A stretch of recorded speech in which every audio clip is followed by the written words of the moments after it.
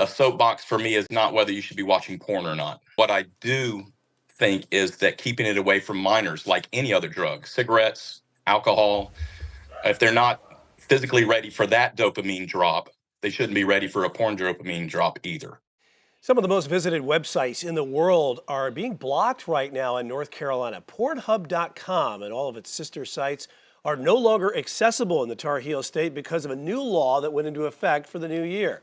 Queen City News analyst, chief legal analyst, Khalif Rhodes is here on what's inside House Bill 8. All right, so Khalif, this bill was co-sponsored by a representative from right here in Gaston County. So why is PornHub being blocked right now? Well, it's making the conscious decision to block itself. If you think about it, they're not wanting to take an effort to do the things that the state of North Carolina is requesting, specifically making individual users upload what they describe as their verifiable identification on each instance of each use that they go to their website.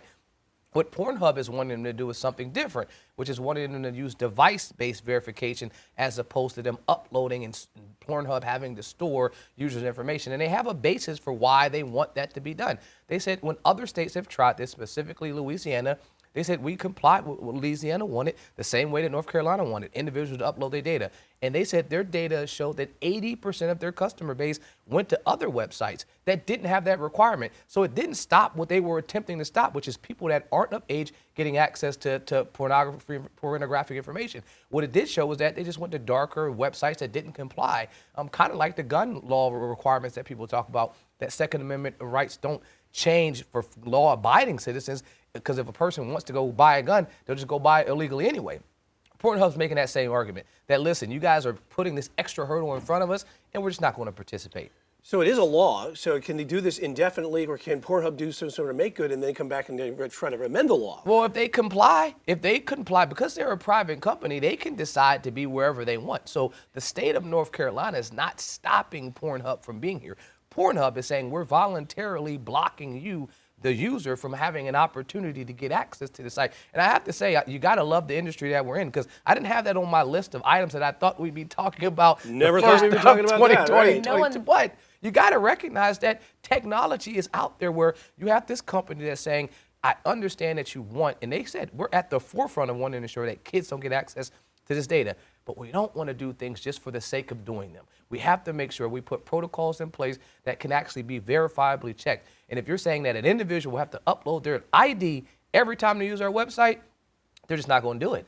It's an extra step for users and obviously a roadblock that the company doesn't want. But also, on top of that, they could stand to lose millions. And they will. And I think probably people that are smarter than me have figured out, listen, either we can attempt to comply with this requirement and gain dollars, or we can decide to walk away and lose millions. But there also could be potential lawsuits down the road. If they're storing your personal information, millions and millions of different individuals accessing them, every other day we're seeing websites and companies that are being hacked. And so now your data's on there, your driver's license with your address, your phone number, not your phone number, but your birth date, all that on your license. So now you're putting that on this website. And if there's a hack, that potential could lead them to not just losing the millions from your user access, but the millions from you not getting, getting sued later in life. So I think that's what their risk department is telling them, that the benefits are outweighed by the risk of even complying with this law. Game this out a little bit. Is there any more of the future laws that are going to try to stop this type of thing? Something future would be if they would have communicated with them. This is more of a lobbyist issue. And right now, what you need to be able to say is my lobby team better than your lobby team? And it doesn't seem like PornHub's was, because the state of North Carolina pushed this forward without getting feedback from them. And now we're at the situation where millions of individuals don't have access to a site that it seems like folks want to have access to.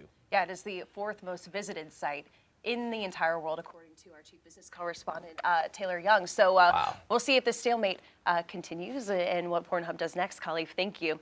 And for more surrounding the complicated story of internet law, you can head to our website, qcnews.com. We will also be checking back in with chief business correspondent Taylor Young in our 6 o'clock hour as she continues to stay on top of this story.